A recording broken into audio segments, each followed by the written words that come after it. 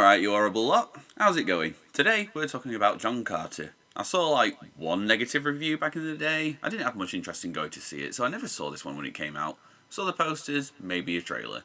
It's your typical sci-fi fantasy adventure filled with special effects and a gargantuan budget that didn't quite make it back, and it never really made any substantial waves, and you don't hear people talking about it, so I will. Like I said a moment ago, this one flew over my head completely, as it probably did with a lot of people. I blame the advertising. So, picture this, I'm sat at home on my own, nothing much to do, channel surfing, looking through Netflix. I think it was, back when Netflix was good. I figured, I'm not doing anything right now, I'll give it a go, and if it ends up sucking, I can just turn it off. And let me tell you, it is one of the most ridiculous films I've ever seen, and I love it. If you haven't seen it already, I'd really recommend it if you've got a spare bit of time, because the goofiness knows no bounds. I wish this one got a bit more love, because it honestly is entertaining, and not even in a so bad it's good way, though that case can easily be made as well. Because it doesn't care about physics, it doesn't care about your precious scientific accuracy. The original book was written in the same year the bloody Titanic sank. Spoilers ahead, and let's get ready to ramble. It's got a premise, it's got a planet, it's got 2 hours, too much lore, and half a plot. Buckle in and turn your brain off, buddy, because we're going for a ride! So, we open with Willem Dafoe explaining the lore of Mars, or as the natives call it, Barsoom. It's a nice bit of world building, and it helps to give Mars a bit of distinction as a setting, letting it have its own sense of identity. We get a glimpse of a technologically driven city called Soldanga, which strips Mars of its resources and life, resisted by the single city of Helium, who've been standing in their way for 1,000 years, until a sandstorm changed things up. Cut to an airship battle where a Soldanga airship captained by the relentless, power-hungry Sabthan is caught in a clash against a ship from Healy. The bad guys are about to lose the war after long last, before both armies are torn apart by a mysterious blue energy ray, leaving Sabthan the only survivor. The ones responsible come aboard and give Sabthan his own laser lattice. Grateful for being trusted with such a formidable weapon, he kindly lets them know that he is in fact a fucking nonce, and tries to turn the weapon on them. It has no effect. What did you think would happen, dude? They literally just gave you their technology. Your first instinct is to try and turn it on this ridiculously advanced civilization. Where are these guys even from? It's not Mars. Anyway, after being shown that this man is a complete fucking nonce, they take the weapon back so that it can be granted to someone who isn't a trigger-happy moppet. Except they don't. After informing him that he is in fact a fucking nonce, they tell the power-happy Sabthan that they were sent by the goddess, and to follow their instructions so that he can rule Barsoom. I wonder if we'll ever find out the bad guy's motivations. Surely it'll be satisfying. Anyway, cut to New York, 1881, where we begin to follow our lead, John Carter, who's being tailed by a dude in a bowler hat. He delivers a telegraph to his nephew to meet him. Ned, wait, is that Junie Cortez from Spy Kids? Huh, it is. Neat. Gets there by train, only to find out that his uncle has passed away.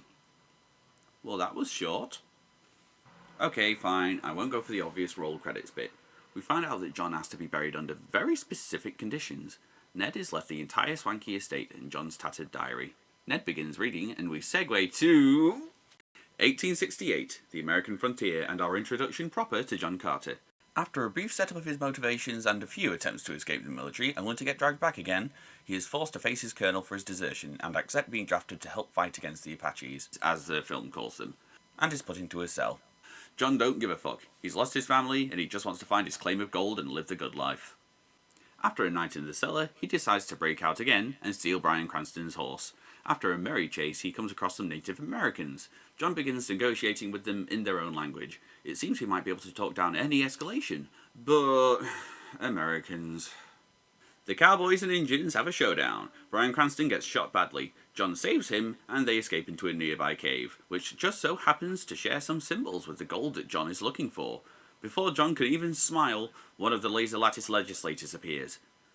A quick fight, and John leaves the lattice lawyer dying, but is drawn to a glowing amulet in his grasp. He touches the pendant as the laser head utters an incantation and the words Barsoom, which John repeats in confusion. And now he's on Mars. He just is, and I fucking love it. He's just sent there, completely by accident. Who cares about physics? Who cares that you can breathe? He's just on Mars. It's a 100-year-old story. Give it some slack. You probably believe in time travel, don't you? John struggles a bit to get used to the decreased gravity, and after a quick tantrum he gets the hang of it and can jump good. he stumbles across a nursery, until the locals show up. But these are much more alien in design than the Red Martians that we've seen before. I like their look. They put in effort to give the creatures of Barsoom a general theme, such as extra limbs and tusks. The friendly Green Martian leader, which on Barsoom is referred to as a Jedak, so from this point on, if I say Jedak, I mean king. Anyway, this is the one played by Willem Dafoe. He stops the other one, played by, I think it's the Sandman from Spider-Man, from shooting John dead after seeing a display of his leaping. He attempts to communicate with John, but language barriers are a bitch, and he ends up thinking John's name is Virginia. I love this movie so much already. The Jedak asks John to jump for him, and John leaps, for Jedak's weapons, so he gets shot in the butt. And he gets loaded onto one of the Martian Broncos, along with a gaggle of green babies. Some of the babies haven't hatched yet. They are dismissed as weak, and therefore not Thark, and are slaughtered so that the mysterious white apes can't get them, in a chilling example of the Green Martians' culture, who we'll just call the Thark from now on. What? The white apes aren't mysterious? What? No, they're not on the poster. Oh, damn it. Don't look at the poster. They're mysterious. Ooh, what are the white apes? What do they look like? Ooh. Cut to Helium, where the Martian princess is rehearsing a speech for her Jedak. But, oh hey, it's Kieran Hines, neat. But there's trouble. Sabsan has used the laser lattice to rain blue hell down, and the Helians, no, not those Helians, are ready to give in to their demands. But the princess has discovered that the laser lattice uses an unlimited power source called the Ninth Ray, and she can produce her own to give them a fighting chance. But the laser lattice Illuminati has a lurker in their lair, who diabolically dilapidates the demure dynamo. I know, I'm getting out of hand with the forced alliteration, but I can't help myself, I'm having fun with it. Are you enjoying the lore? Because there's more to come. I promise, the film presents it in a way better way, I'm just incoherent. So, after everyone clears out, the Jedak tells the princess that Sabsan's terms offer her hand in marriage to save the kingdom. Apparently his thirst is not just for power. Back to John, where things are a bit less bleak, and the women of the Thark get to have a brawl to decide who gets to have a random baby. Yay! Still less damaging than gender reveal parties. We focus on Solar, an outcast who is shunned away from the brawl more forcefully than the others. Their Jedak requests that she is allowed one, and they give her John, who Solar cuts free, and he notices that her body is covered in brands. He makes a grab for the amulet that brought him to Mars, dangling from the Jedak's waist. After a quick heated debate between the Thark and a poorly attempted challenge from the less likeable green guy, John is sent to time out in the kiddie room. After some baby-raising shenanigans, he is giving a drink known as the Voice of Barsoom, and he is finally able to understand the Martian language. So, later that night, when John decides to make a getaway attempt, but finds himself interrupted by... Wait, what? Oh my god, it has super speed and a big dumb mouth, and it's basically a big dog. Oh my god, he's the goodest boy ever! I love him! I like this film. John gets chased for a bit, but the Thark are pissed off by the clumsy speed demon and start beating him. Fuck you! Die! John punches him, he dies. Not only can John jump good, but he can punch good too. Who knew low gravity worked like that? Isekai bullshit for the win. Sadly, Solar takes the rap for John's escape. Oh, how the fuck is that fair? We watch as she and John are chained to a rock, and the harsh culture of the Thark is shown again as Solar is branded, and told forebodingly that she has no room for another mark. Her next offence will be her last. God, Solar gets shafted so much. Leave her alone, she's such a sweetheart. Before we can catch our breath on the weight of the moment, an aircraft chase flies overhead, and the Thark scatter. Cut into the airship, and Princess Deja is trying to get the fuck out of Dodge, but Sabstan is ready to shoot her out of the sky. However, the insidious interstellar Illuminati irritates him with his irrefutable insight that they need the princess alive. Okay, seriously.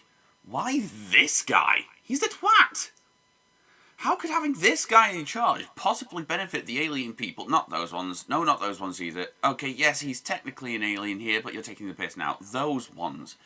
Why not just side with Healy and have them be your underlings? Because we need the movie? Fine. Below, the Thark are gambling on which of the two faction vessels will fall. Sabsan boards the helium ship, looking for the princess, but she slipped away and has crashed the helium ship into the Soldargan ship. In all the mayhem, she falls from the sky, but John, who was looking through a telescope, sees her falling and leaps to her rescue using the power of maximum thirst.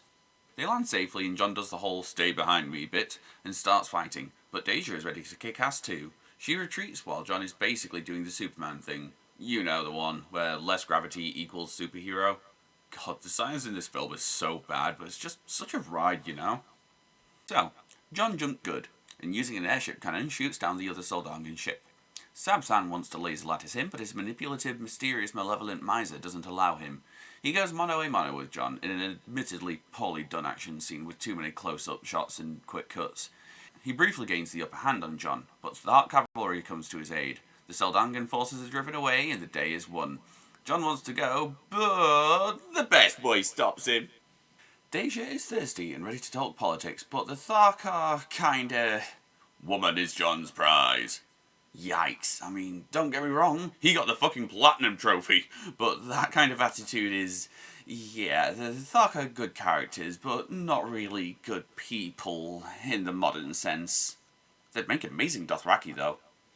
Anyway, so the Thark Jeddak wishes for John to be his Doltar Soljak, his champion, so that they can win their own wars against the other Thark tribes. Oh, man, can't you just be cool?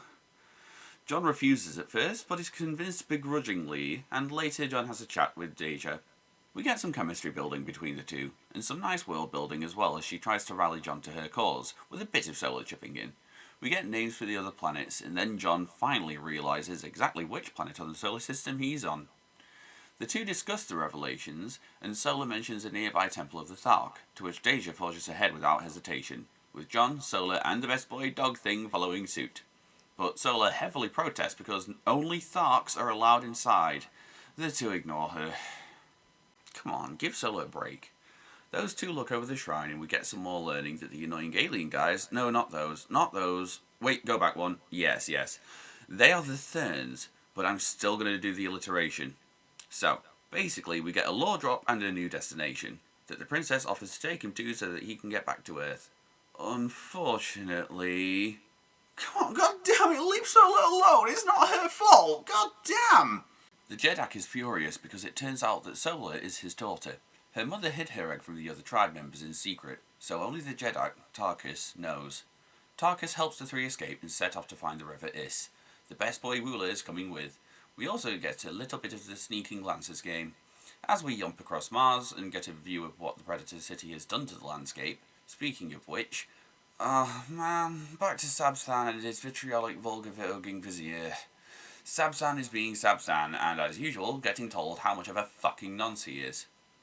Not gonna lie, I love the film, but the villains leave a bit to be desired. He has no real backstory or character development of his own, he's just a massive tool. I mean, yeah, it's fun watching him being condescended to by his brooding, bewildering, Bampot backwards babysitter, but he's not really hateable in a way that leaves an impact. He's forgettable, and that's one of the worst things a villain can be. He hasn't even got any sense of bravado. I mean, dude, you're a Disney villain. Disney it up. Give an evil laugh or something, at least. He's just a murder hobo. Back to John. Huzzah! And something is amiss. Sure enough, Solar points out that they're heading the opposite way than they should be. John decides to confront Deja and begins to leave her behind. Deja then admits to John that she is being forced to marry Sabsan to save her home. After a bit of discussion, they both come to an agreement and make their way to the river Is. If you're enjoying it so far, please go and check out part 2.